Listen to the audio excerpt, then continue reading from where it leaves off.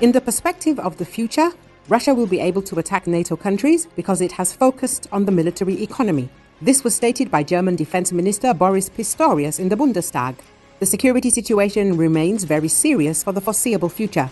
We must assume that the Russian army will grow by more than 30% to 1.5 million soldiers in 2026. Russia has focused on its military economy and will probably be able to train its army to the point where it is capable of attacking NATO territory in a few years, he warned. With this in mind, Germany is doing everything it can to strengthen the country's defense capabilities and continue to support Ukraine in the fight against the aggressor now.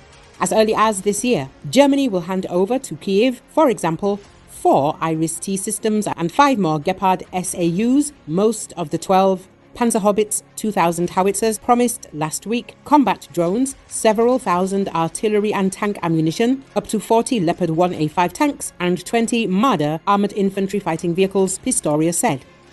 However, Germany itself is also in need of investment in defence and the army. Although the army is now better prepared for the need to react quickly to any threat, the list of needs of the German army remains long. As a result of the threat from Russia, Germany plans to allocate more than 75 million euros to the country's defence and security needs next year.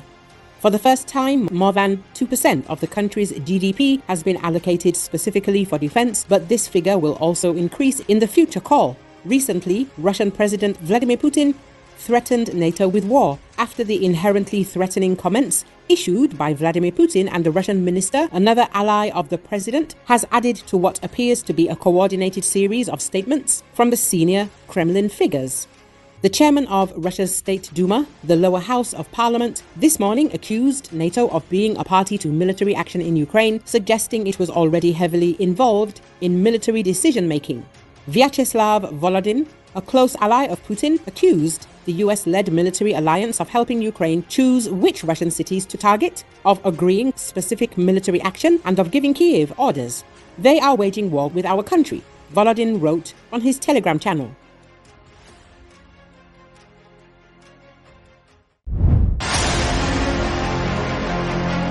We don't have to wait long, just until next year, to witness how justice will prevail and Russia will be constantly bombarded from the air by Ukrainian drones, Ukrainian expert and journalist Ivan Yakovina reported. The journalist is convinced that we have started mass-producing drones quite quickly, which means that massive strikes on enemy military facilities will soon become the norm for them.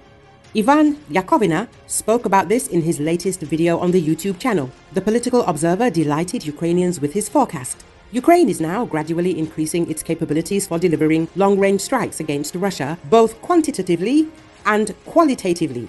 This area will most likely continue to develop, and if this development continues at least at the same pace as it is now, then in 2025, that is next year, and it is not that long before that, the quantity of strikes against Russian territory, I think, will grow into quality, and throughout central Russia, including Moscow and the Moscow region, air raid sirens will constantly sound, and some strikes will constantly be carried out.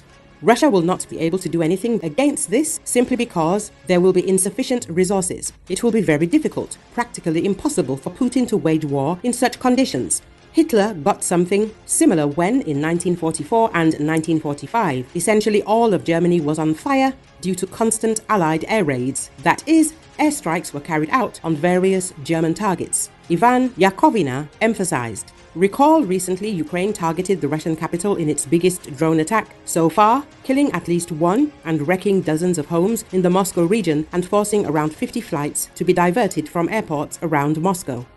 Russia, the world's biggest nuclear power, said it had destroyed at least 20 Ukrainian attack drones as they swarmed over the Moscow region, which has a population of more than 21 million and 124 more over 8 other regions. At least one person was killed near Moscow, Russian authorities said. 3 of Moscow's 4 airports were closed for more than 6 hours and almost 50 flights were diverted. Kremlin spokesman Dmitry Peskov told reporters that the drone attack was another reminder of the real nature of Ukraine's political leadership, which he said was made up of Russian enemies. There is no way that nighttime strikes on residential neighborhoods can be associated with military action, said Peskov. The Kiev regime continues to demonstrate its nature. They are our enemies and we must continue the special military operation to protect ourselves from such actions, he said, using the expression Moscow uses to describe its war in Ukraine.